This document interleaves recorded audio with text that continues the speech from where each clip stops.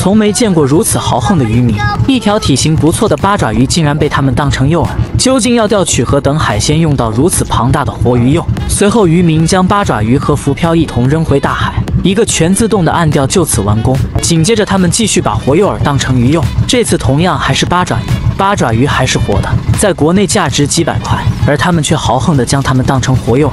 它的触角粘性非常强，想要将它控制住也是一件非常困难的事情。接着，一根硕大的鱼钩勾在八爪鱼的头部，感受到疼痛的八爪鱼拼命地挣扎起来。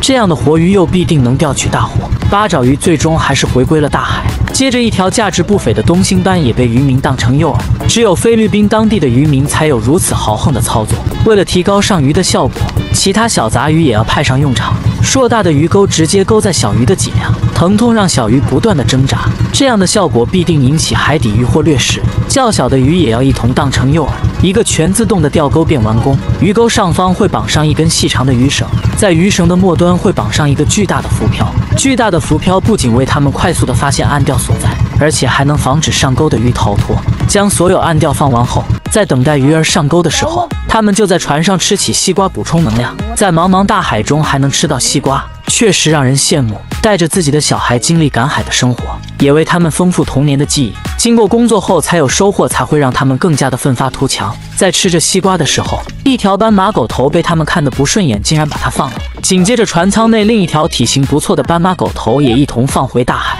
刺豚也不例外。不断的晃动超网让刺豚的肚子也膨胀起来，膨胀起来的河豚就像一个球体，放到海里还浮在水面，等待半个小时后便可以收回浮漂。白色的浮漂在大海中很容易被他们发现，收上浮漂后就可以将鱼绳收回。收回绳索的过程中，鱼钩竟然被礁石卡住了，只能尝试着抽动鱼绳将其收回，但很不幸最终还是被礁石卡死了，只好将锚链扔到海里固定船只，然后潜下水顺着鱼绳寻找渔获所在。海水不仅清澈，海底龙宫也是非常的漂亮。顺着鱼绳来到巨大礁石的底部，这里的鱼类资源也是非常的丰富。经过1分钟的搏斗，终于将石缝里的鱼获拖了出来。原来是一条价值不菲的老虎斑。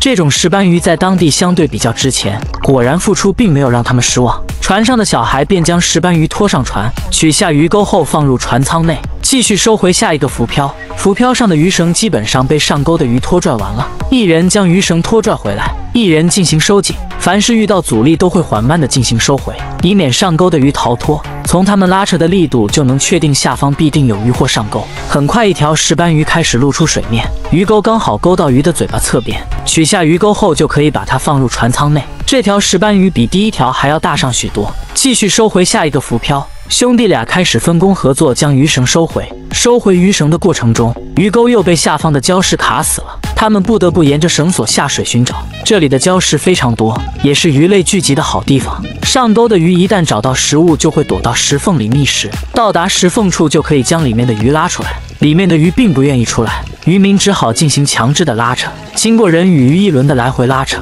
石缝里的鱼获不断的挣扎，将礁石里面的淤泥也掀了起来。菲律宾渔民的潜水和闭气能力也是非常的牛掰，最终在渔民的强制下，终于将里面的石斑鱼拖了出来。可见这条石斑鱼并不小，鱼钩刚好勾住石斑鱼的下嘴唇。又一条价值不菲的石斑鱼被他们拖出水面。清澈的海水能孕育出高品质的石斑鱼，到现在为止已经收获到了3条石斑鱼。接着顺着鱼绳来到了角珊瑚，鱼绳刚好缠绕在礁石中，解开鱼绳后，继续向着鱼绳的方向寻找。鱼绳的方向指引上钩鱼或逃跑的路径。石斑鱼一般躲藏在巨大的礁石缝隙中，被渔民发现的石斑鱼开始焦躁不安，立马藏在石缝深处。但由于力量不敌渔民，最终还是被拖了出来。这条鱼并不是石斑鱼，但它的食用价值还是挺不错的。从体型目测，这条鱼体重应该有10斤往上。这鱼还是挺生猛的，连嘴巴也被鱼钩勾烂了。将所有的浮漂收完后，就来到售卖的店铺，将所有的鱼卖了。